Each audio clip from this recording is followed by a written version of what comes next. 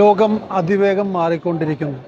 മാറുന്ന ലോകത്തിനനുസരിച്ച് മാറുക എന്ന് പറയുന്ന ഒരു സന്ദേശമാണ് വേൾഡ് സ്കൂൾ സമ്മിറ്റ് പങ്കെടുത്തപ്പോൾ നമുക്ക് മനസ്സിലായത്.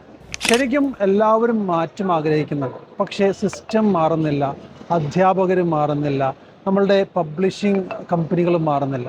അവരൊക്കെ തന്നെ ഒരു റിജിഡ് സിസ്റ്റം ബിൽഡ് ചെയ്ത് വെച്ചിരിക്കുകയാണ്. ഈ റിജിഡ് സിസ്റ്റവുമായിട്ട് മുന്നോട്ട് പോയി കഴിഞ്ഞാൽ ഒരിക്കലും നമുക്കൊരു അഡ്വാൻസ്മെൻറ്റ് കിട്ടില്ല. നമ്മൾ വളരെ ഫ്ലെക്സിബിളായിട്ട് മൂവ് ചെയ്യുക, ഒരു ആർട്ടിഫിഷ്യൽ ഇൻ്റലിജൻസ് ഫസ്റ്റ് അപ്രോച്ച് എടുക്കുക, നമ്മൾ ഈ പറയുന്ന കുട്ടികൾക്ക് ലേണിങ്ങിൻ്റെ ഓണർഷിപ്പ് വിട്ടുകൊടുക്കുക, അവർക്ക് ഇഷ്ടമുള്ള കാര്യങ്ങൾ ചെയ്തു പഠിക്കുവാനും എക്സ്പീരിയൻസ് ചെയ്യാനുള്ള അവസരങ്ങളൊക്കെ നൽകുക.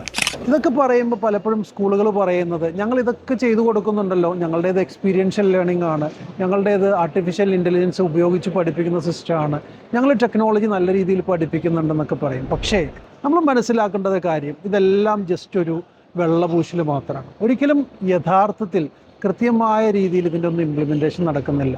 ഇതിൻ്റെ ഇംപ്ലിമെൻറ്റേഷൻ നടക്കണമെങ്കിൽ ഒരു ഫെസിലിറ്റേറ്റർ മോഡിൽ നമ്മളുടെ ടീച്ചേഴ്സ് വർക്ക് ചെയ്യണം, ഒരു കോ ക്രിയേറ്റർ ആവണം, ഒരു കോ ലേണർ ആവണം. നമ്മുടെ സിസ്റ്റം മാറണം. ലേണിങ്ങിൻ്റെ ഓണർഷിപ്പ് കുട്ടികൾക്ക് കൊടുക്കുക, കുട്ടികൾ റിസർച്ച് ചെയ്യട്ടെ, അവർ മാക്സിമം ലേൺ ചെയ്യട്ടെ, അവർ മാക്സിമം എക്സ്പീരിയൻസ് ചെയ്യട്ടെ, അവർക്ക് ഫെയിലാവാനുള്ള അവസരങ്ങൾ കൊടുക്കുക. ഇങ്ങനെ വരുന്ന സമയത്ത് ആർട്ടിഫിഷ്യൽ ഇൻ്റലിജൻസ് കൂടി ക്ലബ്ബ് ചെയ്തുകൊണ്ട് നമുക്ക് നല്ലൊരു സിസ്റ്റം ബിൽഡ് ചെയ്യാൻ സാധിക്കും. ഇങ്ങനെ ബിൽഡ് ചെയ്യുന്ന സമയത്ത് കുട്ടികൾ നന്നായിട്ട് ലേൺ ചെയ്യും, ഫ്യൂച്ചറിസ്റ്റിക് ആയിട്ട് ലേൺ ചെയ്യും. ഫ്യൂച്ചറിസ്റ്റിക് ആയിട്ട് ലേൺ ചെയ്യുന്ന ഒരു തലമുറ നെക്സ്റ്റ് ലെവലിലേക്കുള്ള പ്രോബ്ലംസിനുള്ള സൊല്യൂഷൻസ് ബിൽഡ് ചെയ്യുന്നത് നമുക്ക് കാണുവാൻ സാധിക്കും.